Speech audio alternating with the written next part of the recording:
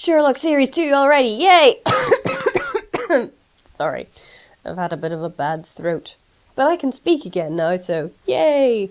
Anyway, this is Stuff You Like. I am Ursa, and I've been making videos for almost a year now. And about half of those videos have been about Sherlock. To sum them up, Sherlock is awesome and you should go and watch it now. Today we're mostly talking Series 2, Episode 1, A Scandal in Belgravia, and Irene Adler, so there will be spoilers. The plot. It goes thusly. Sherlock and John escape the incredibly tense pool scene because of Moriarty's Bee Gees ringtone. 18 freaking months between the end of Series 1 and the beginning of Series 2, and nobody saw that one coming. Hello? Respect, Stephen Moffat.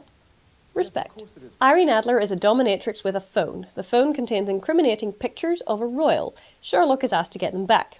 He tries, he fails, he thinks she's dead. It turns out she has far more dangerous information than just incriminating photos of a royal. She's been playing him the whole time, he solves a puzzle, he beats her right back, finally he rescues her from terrorists.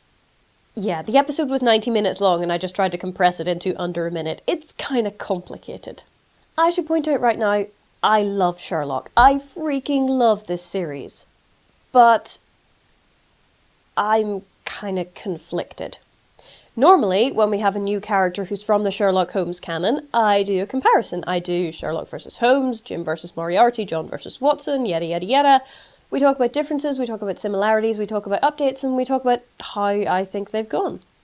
So, similarities. They have the same name. They both beat Sherlock Holmes at least once. They're both kind of scandalous to the society in which they live. An opera singer / social climber? This is most unorthodox. A professional dominatrix? I thought those only existed on CSI. And the differences? Well, everything else. Just everything else. This Adler is based not on the canon Adler, but on Conan Doyle's scholar-type baring-gould's fanfiction. I mean interpretation. Nah, I mean fanfiction.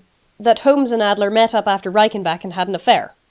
Whatever. Point is, she's nothing like Canon Adler, and I'm conflicted. Let me explain. Okay, let's talk writing women. A lot of people hate writing women. A lot of men hate writing women, which is kind of understandable because you've been brainwashed since puberty into believing that women are this other mythical creature as opposed to the other half of the human race. And so you should buy our products, which will solve all of your woes. But women not wanting to write women? Women finding it difficult? Why? Well, the answer's kind of the same for both. You can't do right for doing wrong. The problem, to be honest, is that of writing any minority, and I use minority in the loosest possible sense here. When token woman syndrome is in full force and you only have one woman in your main cast, she is now the representative of all women who have ever existed, ever. And so she can't be a character anymore because people are scrutinising her too closely. No, she must be a role model.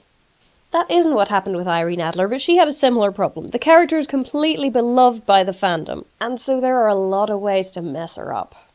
This one is not so messed up a reinterpretation when you realise that she and the canon Irene Adler have literally nothing in common. The original Irene Adler is an adventurist, which sounds awesome until you realise it's a polite British way of saying, ugh, new money social climber, and an opera singer, which is totally awesome.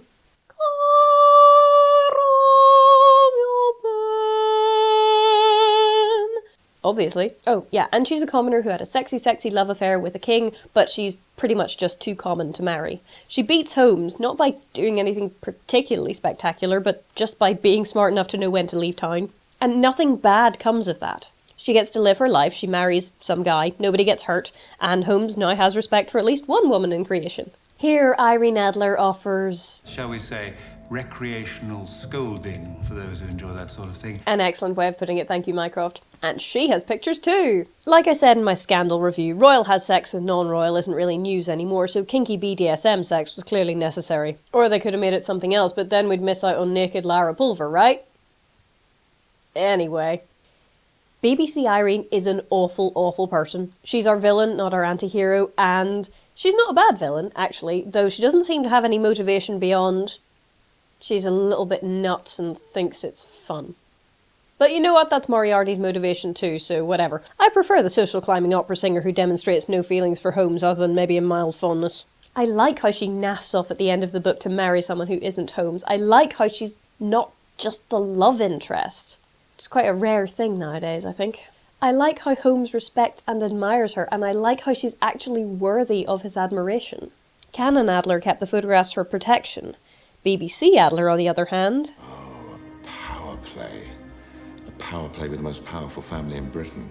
Now that is a dominatrix. Oh, this is getting rather fun, isn't it, Sherlock? I like how Canon Adler has no interest at all in Holmes. I don't like how love of Sherlock is Adler's downfall in the BBC version.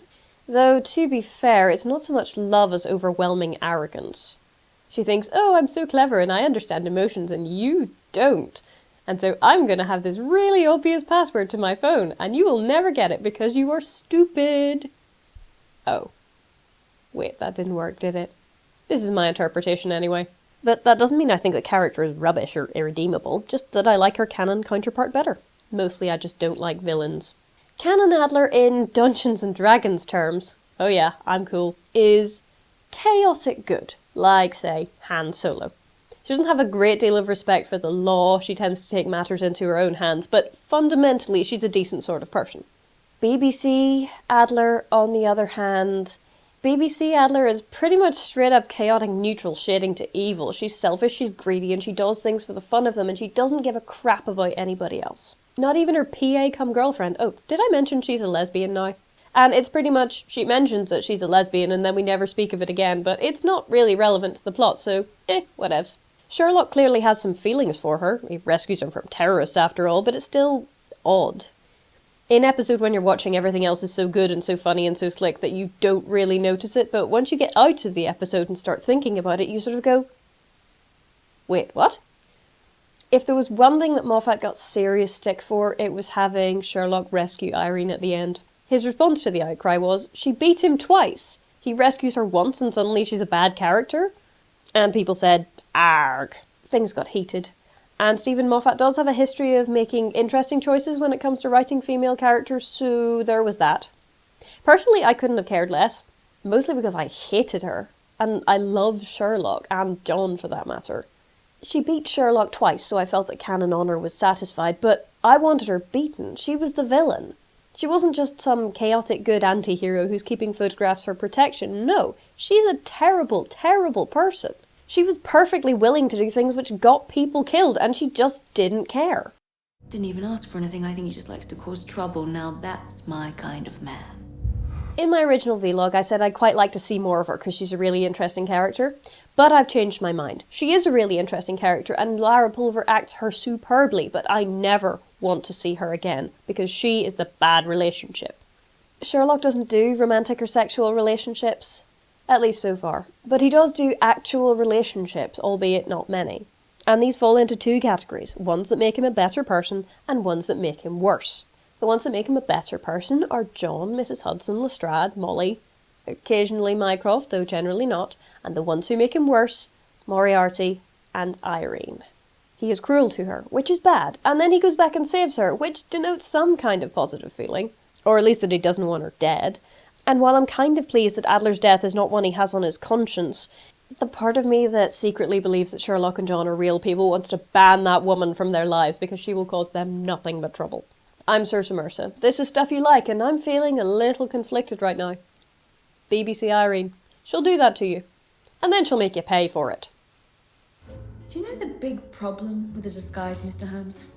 However hard you try, it's always a self-portrait. You think I'm a vicar with a bleeding face? I think you're damaged, delusional, and believe in a higher power. In your case, it's yourself. And somebody loves you. Well, if I had to punch that face, I'd avoid your nose and teeth too.